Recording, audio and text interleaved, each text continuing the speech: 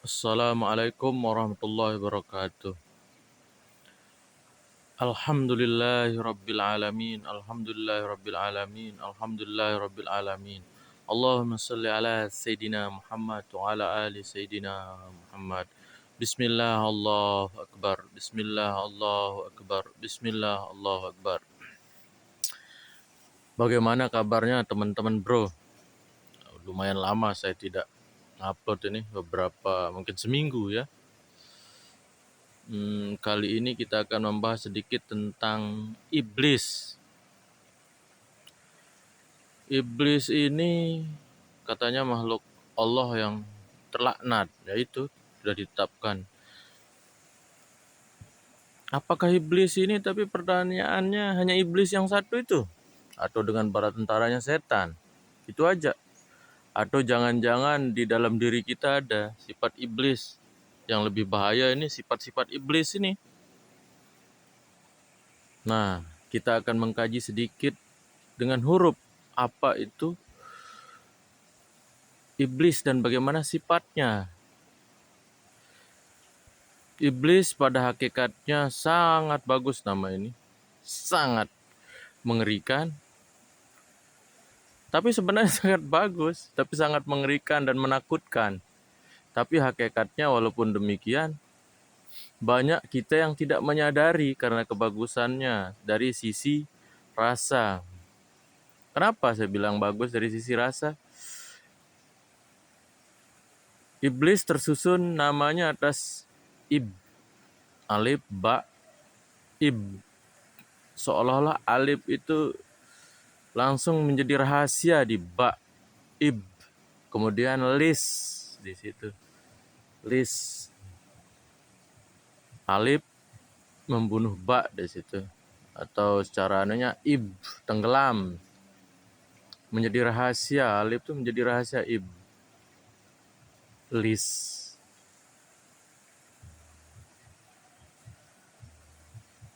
Nah, disinilah masalahnya. Kalau dari kajian ini seolah-olah saya menyaksikan dengan rasa bahwa sebenarnya kita sadar apa-apa yang kita saksikan, rasakan ini karunia rahmat Allah. Diri kita sendiri, semuanya karunia rahmat Allah. Tapi ketika kita menyaksikan karunia rahmat Allah, kita berbuat, kita merasa.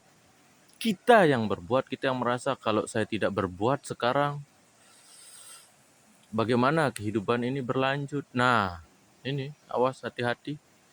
Kalau kita tidak berbuat sekarang, bagaimana kehidupan ini berlanjut? Padahal kita hanya saksi. Tapi kenapa makhluk atau alam atau kita, aku dari makhluk itu yang merasa berbuat baru kehidupan berlanjut atau bisa memperbaiki keadaan kehidupan. Walaupun itu baik mungkin. Ini yang bahaya. Iblis. Nyata dia Allah. Cuman dia sudah melimpahkan pada hamba itu, di sini loh rahasia Allah di hamba ini. Kemudian hamba itu perbuatan hamba merasa dia hamba itu, kalau saya tidak memperbaiki, kalau saya tidak memulai, kalau saya tidak berjalan, bagaimana saya bisa sampai? Kalau saya tidak bekerja, bagaimana saya bisa makan? Kalau saya tidak, kalau bukan saya, nah itu, kalau hamba yang merasa seperti itu, berarti jangan-jangan sifat iblis ada di kita. Mari coba kita pikirkan. Ada enggak sifat-sifat seperti itu di kita? Kalau saya enggak bantu kamu, mungkin masalah ini enggak selesai. Kalau saya enggak ngajarin kamu, mungkin saya enggak bisa. Kalau saya enggak menyadarkan kamu, ya mungkin kamu enggak sadar. Ada enggak sifat-sifat itu di kita? Nah, ini yang harus kita coba pikirkan, renungkan. Mari coba kita pikirkan, ada tidak sifat iblis di kita? Sekarang kalau misalkan ada, nah alangkah ruginya kita. Bagaimana kemudian kita bersikap dengan sikap kita ini, dengan sifat kita yang bersifat iblis?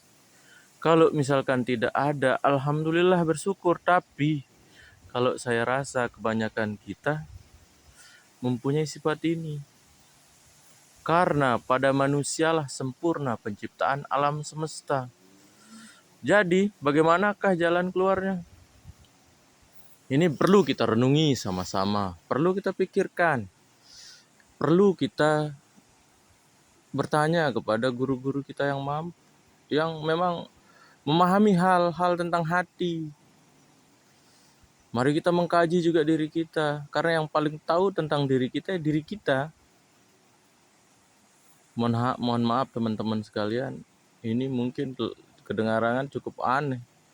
Taunya iblis di mana? Mungkin jauh di sana.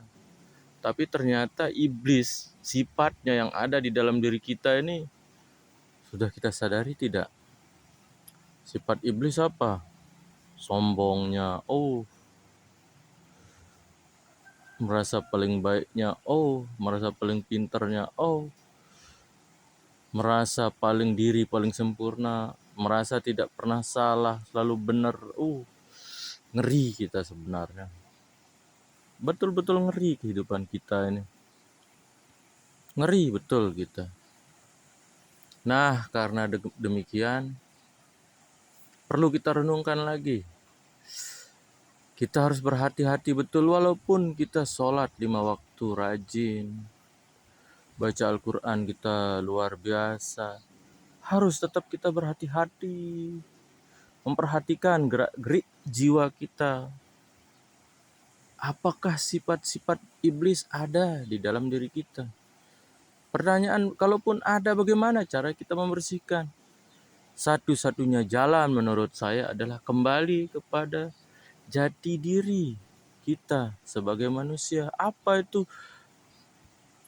Kita sudah membuat kesepakatan dengan Tuhan mulai di dalam perut ibu kita. Kesepakatannya apa? Asyhadu alla ilaha illallah wa asyhadu anna Muhammadar Rasulullah. Apa isinya persaksian perjanjian kita itu? Aku bersaksi tidak ada Tuhan selain Allah. Aku bersaksi Muhammad utusan Allah. Aku bersaksi. Nah, itu mungkin terlalu dalam, terlalu menguras pikiran untuk teman-teman. Untuk saya sebagai pemula ini, coba kita artikan. Aku bersaksi, kita bersaksi, tidak ada yang ada kecuali Allah yang berbuat di kita ini. Allah yang ini. Semua di diri kita ini Allah. Di mana kita hanya dipersaksi-saksikan. Kita harus menyadari bahwa semua ini adalah kita hanya menyaksikan kebesaran Allah, kekuasaan Allah, kemuliaannya Allah, kemahasempurnaannya Allah. Kita hina, lemah. Kemudian Muhammad Rasulullah. Sifat-sifat, kalam-kalam rahmat, semuanya Muhammad Rasulullah, utusan Allah kepada kita untuk kita menyadari. Nah, ini mungkin yang sedikit perlu pemikiran kita.